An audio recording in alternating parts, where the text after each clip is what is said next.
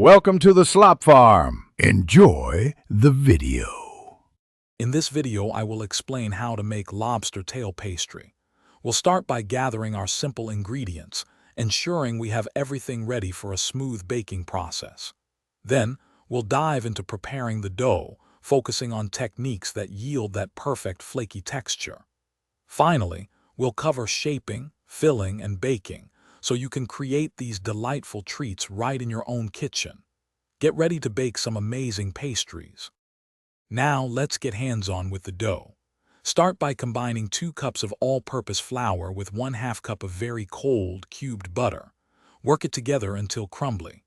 Then, slowly add 1/2 cup of ice water, mixing just until a dough forms.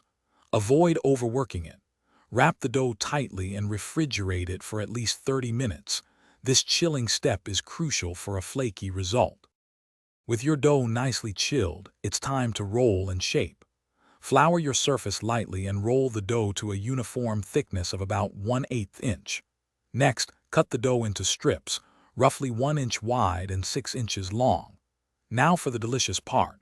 Fill each strip with your chosen filling, perhaps a sweet ricotta cheese mixture or a rich pastry cream. Carefully fold and seal them to resemble a lobster tail. Almost there.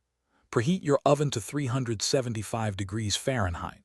Arrange your shaped lobster tails on a baking sheet and bake for about 15 to 20 minutes, or until they're beautifully golden brown and puffed. Once out of the oven, let them cool slightly.